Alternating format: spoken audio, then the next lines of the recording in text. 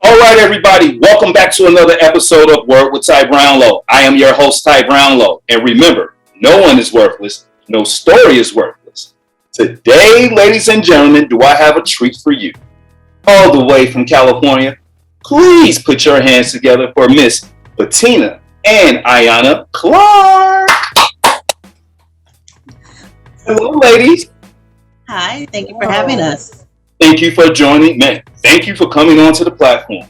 And man, first and foremost, let me just say I love what we're going to talk about today. So let's just get right into it. All right. All right. All right. Now, you all have a series of books out here called the Izzy series, and right now there's a book out called Izzy Goes to the Library. Can we talk a little bit more specifically about Izzy Goes to the Library than the Izzy series itself? Yes. Tina, did you want to do that? Yes, so Izzy Goes to the Library is about a little girl who goes to the library with her parents, her mom and her dad, and she has a love for books. So her parents took her to the library so that she can see like an overwhelming amount of books, and she absolutely loved it. Okay. I love it. Now, as we talked a little bit previous before we started, this interview, I have experience working in the school system, and this day and age, everything is digital. So, why do you think it's like important for kids or inspirational for kids to read, something as Izzy Goes to the Library? I think it's important because what people don't understand is that a library offers so many resources. So they have computers there, they have many books, and there are many children who don't have access to that. So a lot of us do, a lot of children do, but many children do not. So they need to know that there is a place that they can go to use the computer, the internet, to get books and read books, and also a place to study, because sometimes you live in families with multiple people and it's not a quiet, nice place to study or to read. So the library definitely has that opportunity. They have tutoring. You can check out a lot of libraries have tutoring. They have read alouds, which is one thing I loved as a kid, going to the read alouds at the library. Authors get to go there and share their books. So that's another nice resource. It's a great place for everyone, but especially people who don't have all of the access that others have. Well, I think those are great points. And, some of those points I wasn't even considering because, as you said, certain households, if there's 3 or 4 people living in a household, everyone doesn't, study and focus the same. Everyone has different attributes about themselves. So some people need, that quiet or that seclusion time, to get, focused and to really, zone in on what it is that they have to, study or, maybe write or have a, complete thought. Because as you said, sometimes you can't have all that inside of a household because of everything else that's going on. Also, tutoring. I think that is very key because let's just be honest. Sometimes as parents don't always have the answers, even though, they've been to school and all, but things change and, sometimes parents just don't have all the answers. So, no offense parents, but, trust me, I was a kid, loved the library. I just love to go because there was just plenty of books. And we also ran around the library as well. So, but. Yes. Yes, we did. Okay. Now, as I said before, this is like part of a Izzy series. Okay. So you all also have a book coming out later on. Izzy Goes to the Zoo, which will be featured like later this year, maybe early next year. But there's also a book, that will be coming out very shortly called Bumblebee Me. Now, Vettainia, can you talk a little bit about that? And this book is especially special to you because it's a tribute to your father as well, correct? Yes, this book. I wrote this book soon after my dad passed away. So my dad passed away a little over 10 years ago. And we had this great relationship because he taught me, especially growing up in our time, it was very difficult for dark-skinned Black girls. So he taught me, no matter what anybody say or anybody do, you are beautiful. If they have a problem with that, it's their problem, not yours. So I think that helped with my self-confidence, but many other children, people, adults are still struggling, not just dark-skinned Black women, women of different races and color, cultures, also men. But this one is dear to me because it helped me. And when my dad passed away, I wanted a way to honor him. And what better way to honor him than to show how much he meant to me. And he was actually an author and an illustrator. He never published, but that's something that I also adored about him growing up. I wish he would have published, and I wish I still knew where the book is that he had. Yeah, but that's another reason that another way of honoring him is by becoming a published author, something that he wasn't able to do. Oh, okay. All right. Well, you know what? I love that, and representation matters, and as well, sometimes we need that sometimes we need, that vote of confidence, from, our parents, especially because, as you said, especially for like dark skin, there's many different shades of, African American, but particularly dark skin, brown skin African Americans as well, it can be a little rough growing up because even within the family, and I've had this on other shows as well, sometimes family, they can do it as a joke, but those jokes, there's like hidden meanings behind these jokes, and they carry with you as you go on through life. It doesn't matter how much you succeed or what have you. Sometimes people would just like revert to you a certain way because of how you all grew up.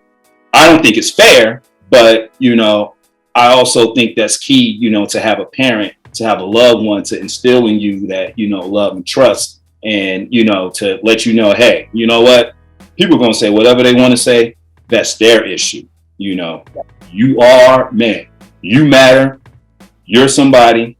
Go out here and change the world, But I feel what you're saying, like, as far as that published piece, man, if you can find those books, because I'm pretty sure, that was some very powerful stuff, your father was writing at the time that can really, I'm pretty sure a lot of people can use those words today, I'm still trying. And then my next thing is to talk to my siblings. That's one thing I haven't done. Ayanna pointed it out. Why don't you talk to your siblings and ask them if they remember? So maybe it might not be the actual story from my dad, but it could be the idea that we kind of work on and get out there just so that his words can be honored, Yes. I love it. I love it. I am all for it. Okay. So ladies, let me ask, the age ranges of these books, like what are the age ranges of these books? Between 3 and 8. So we have a lot. Yeah, 3 because the pictures have a lot of detail. So while you're reading, the kid can look at the picture. So if you fold the picture over, if your kid is looking at it this way, you can still read the words because they're on the other side. So. I like that. That's very crafty. Okay. So now, I know we just talked about this a little bit before, but I'm going to ask the question. And, Ayanna, you can answer this as well, but let me ask, like, why is it important for African American girls to see themselves represented in books like these? It's so important because as a kid growing up in the 80s, 90s, it wasn't there. We didn't have the representation. Disney did, Princess Tiana just came out recently. Right. When I watched Princess Tiana as an adult, I cried. So imagine if the kids start this way, knowing that they can be a princess or that they're worthy and important and they matter, then it's going to make a huge difference as they become older. So I don't think I would have dealt with so much self-esteem issues if I saw more positive reflections of myself in the things that I watched every day. Okay. And read. I think that, what they portray on TV is what people think is beautiful. And most images, especially growing up in the 80s, 90s, were, white women or lighter skinned Black women. So those were the representation of beauty. But I think if they start honoring more people of color and allowing them to see themselves on TV, so they can say, oh, okay, it's on TV, so she's on TV, so that means she must be beautiful. That means I must be beautiful. So not just for us as Blacks, I do African Americans, I do honor us and I love us, but I work with all types of, all different races of children. And if my Mexican kids, if my Indian kids, if my Native American kids can see themselves on the screen, then that would make them feel more beautiful, because our idea as a society is what we see on TV is what is beautiful. Right. Hey, I love it. I love it. And I think those are very great points, because as you said, we were just talking about Disney, and as you're talking about Disney, I know you brought up Princess Tiana, but Vettainia, you brought up like Mexican kids and Indian kids and things of that nature. I'm just thinking about Pocahontas, and I'm thinking about Aladdin, and all these other stories that we've heard over time, and even like within those stories, people are represented a certain type of way. They're like a certain type of shade, and there are many different shades, to people of color as well. So I agree wholeheartedly. Now, Vettainia, let me ask, how long did it take to write and publish this? So the writing part was actually easy for Izzy Goes to the Light. Well, actually for both of them. Once I get an idea and I know what I want to write about, it takes me a couple of hours to write it out. I know. Okay. It's a gift. And I didn't realize how great it was until I talked to other people, and they're like, oh no, it took me months to write something. I'm like, oh, I just need the inspiration and I just write it out. And what takes me a long time is editing, revising, and then what took, actually, especially for Bumblebee Me, which is over probably 10 years old, because I wrote right after my dad's death. So it took me a long time to publish. So the publishing is what takes a long time, because it's a process of copywriting, editing, getting an illustrator. Lucky for me, my cousin's an illustrator, an awesome illustrator, so that wasn't too difficult. But for other people, finding the right person who sees they see the story the same way. They have the same vision. And sometimes as a writer, we know what we want it to look like, but we can't tell the illustrator what we want it to look like. But sometimes an illustrator, a good one, can listen to what you're saying, and they're like, oh, okay, I know what you want. And they give it to you. And lucky for me, my cousin, we connected. I mean, we were born the same year. So. Right. All right, cousins, sisters. Okay. All right. Look at you all over there. No, you know what? Let me just say, I find that wonderful. And for a lot of reasons, because it's family, and as you said, it's hard to find a person that can match your vision, like these are your words. This is your story.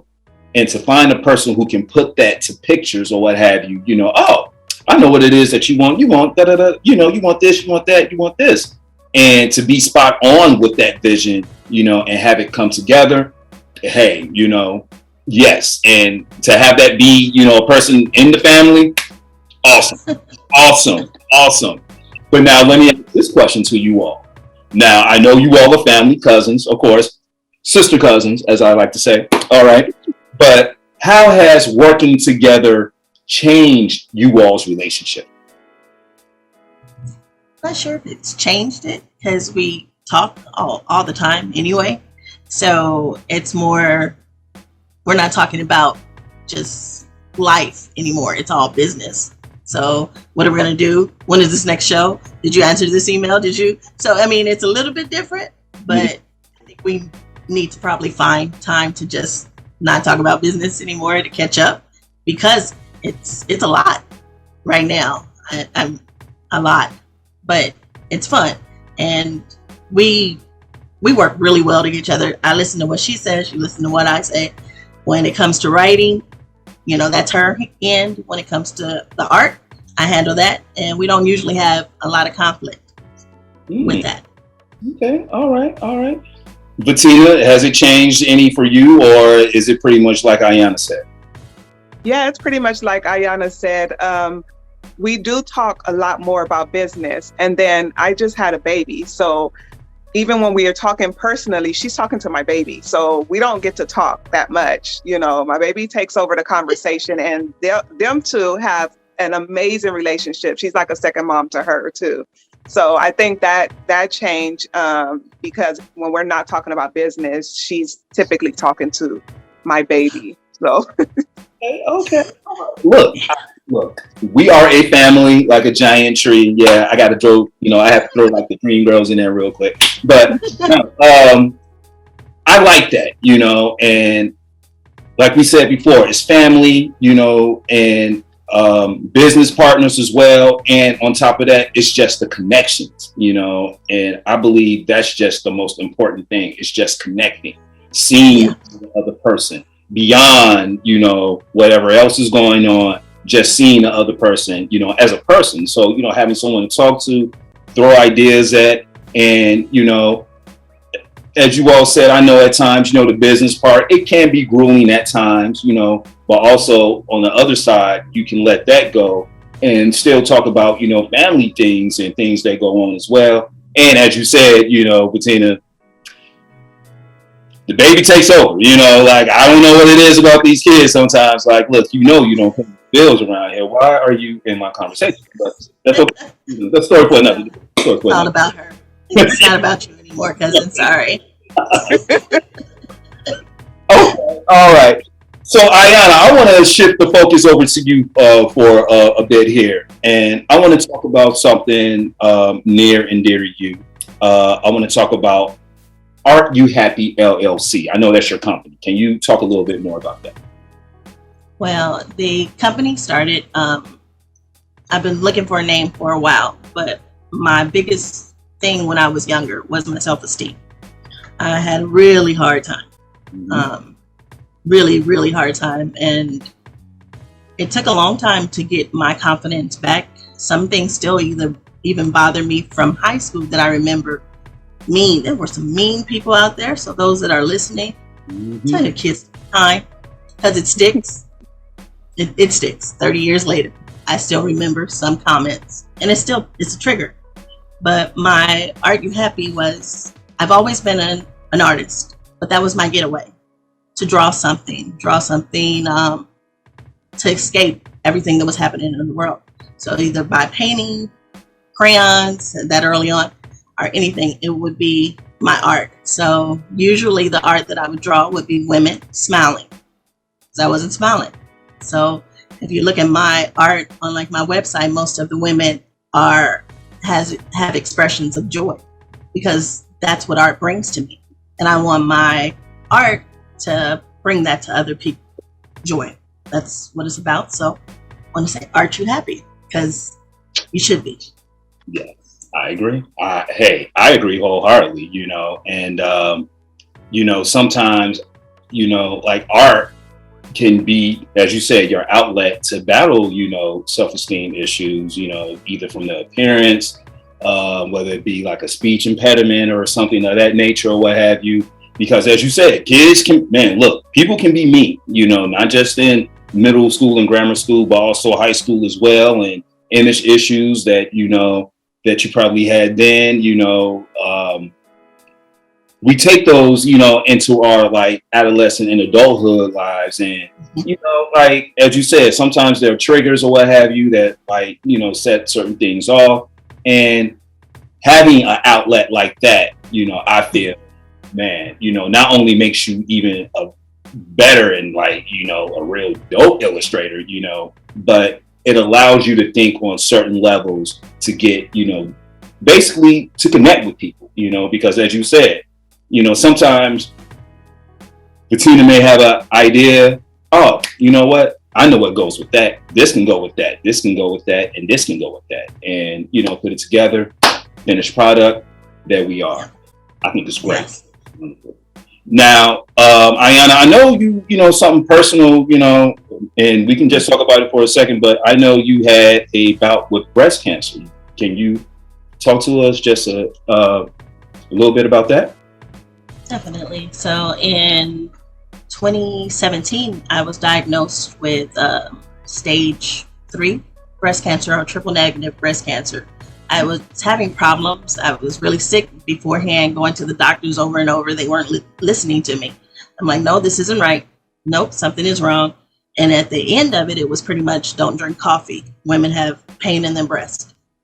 So I'm like, maybe it is in my head. And then sure enough, that January, I found a huge lump in my breast. And then they started to listen. So I had to wait until it was at that stage when they could have listened to me at that time before. And it was because I was only 38 when I was diagnosed. So you don't have a really, my history was an aunt, but it was years ago. So you don't have a family history really of it.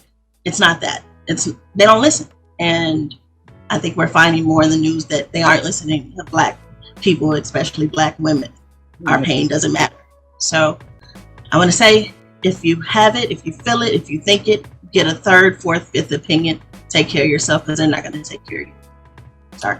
Well, no, I mean, but everything you just said are facts, because even Serena Williams, I want to say like a year or a couple of years ago, she came out and said the same thing, like she knew what was going on with her body, but doctors were trying to tell her, oh, it's this, that, and the other.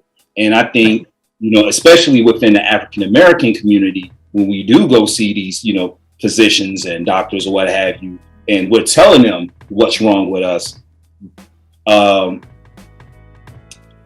just going to be honest. Sometimes I feel even they stereotype how we are, because in my mind, they figure, well, you know what, they're African-American, they've been enduring pain for a long time, this, that, what have you, she'll be okay, just diagnose her with this or what have you. And sometimes they not sometimes, most of the time they sweep us under the rug and pretty much going about their business. So, hats off to you for knowing, hey, you know what, I know what it is. It's not what you all are saying what it is. I know what it is. And, man, doing something about it and getting to the root of it. So, yeah. All right. Now, let me ask you, ladies, like if people want these books, if they want to get in contact with you all, how do they do that? Our website, thepurplebookmark.com. We have a website where you can get information on when it's coming up, where to get it. It's available for purchase on Amazon, the paperback and the Kindle version. So that's Amazon, Izzy Goes to the Library. And then they can also follow our journey, and as our books release, on our Instagram, which is the Purple Bookmark 1 on Instagram. Okay, all right.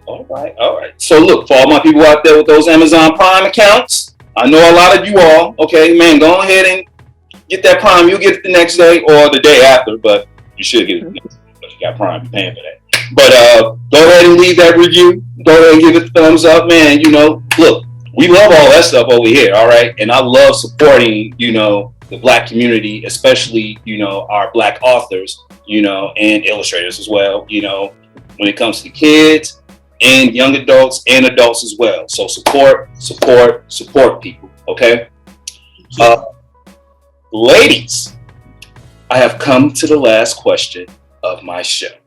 And this is the question that my show is known for, so I have to ask. And Vettainia, I'm going to start with you. Oh, nice. A few seconds left to come up with something. Let's see. One word that describes me, I've been going over a few words in my head, but the one that keeps popping out is determined. Okay. Yes, determined. So I have always been determined to be successful. So I went to school. I got my master's degree actually because I was determined to, go to school, finish school, and get a degree higher than the highest in my family.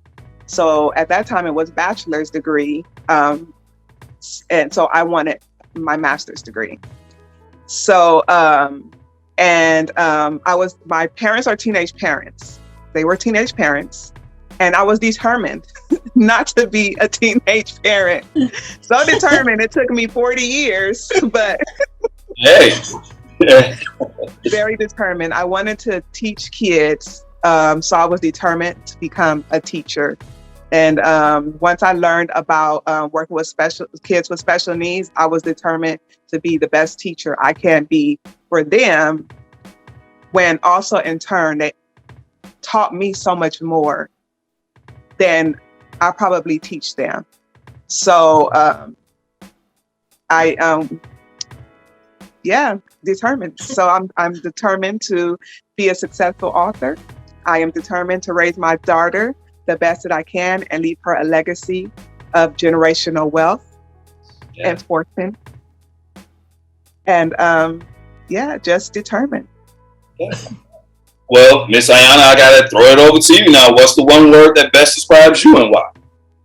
I wish I would have went first. But I would say strong. Just strong. Life has been hard. Had a lot of tragedy. So strong. So I'm still pushing. I'm still drawing. I'm still happy being me. So strong. We'll go with that. Strong. Okay. So I'm going to use my word for you all would be, I want to use resilient, but I think I'll use persistent. Yeah. Well, you know what? I'm going to use both. Persistent and resilient. All right. You know what? This one's strong. All right. So no, because, as you said, strong, determined, man, life has thrown curveballs you all's way, and no matter what, still pushing along, still out here, educating the youth, still out here learning lessons. And Vettainia, as you said, they've taught men, like the kids have taught you more than what you're teaching them. And I believe that's true teaching. Just because I may be, a person of a higher degree or what have you, and I'm like teaching these lessons, you also have to learn, pretty much about your audience and how they adapt to what it is that you're teaching, and to get them on the level that you need them to be on, And for you, Ayanna, man, look, as you said, it's been rough, a lot of things thrown your way, breast cancer, people being, jerks, for lack of a better word. I'm not going to say the other word I really want to say, but jerks. But, like to, carry on and to have that, to have that talent inside you to make your thoughts and ideas come to life with the art, I think that's just wonderful, but to work together and to come out with a project that's going to impact, people in the African American, community. Vettainia, as you said, you're leaving something for your daughter, generational wealth, to have something pass, this is a legacy to pass on down the line. And, you're leaving something behind, and you're leaving something of substance behind. So that's all I got to say, and so persistent and, what was my other word? Persistent? Resilient. Yeah. Good words. I like it. Okay. All right. So those are my words, ladies. Those are my words. Well, ladies, look. Seriously, I just want to thank you all for coming on my platform today. Man, blessing us, with, your art, the book series and everything. As I said before, people, go out and support. The website, one more time, ladies, is thepurplebookmark.com. purplebookmark.com. People, purplebookmark.com. Go to it. Leave a wonderful message now.